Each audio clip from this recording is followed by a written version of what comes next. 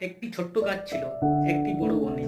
চারপাশে বিশাল বিশাল গাছ, কেউ আকাশ ছুঁতে চায়, কেউ ফল দেয়, কেউ ছায়া দেয়।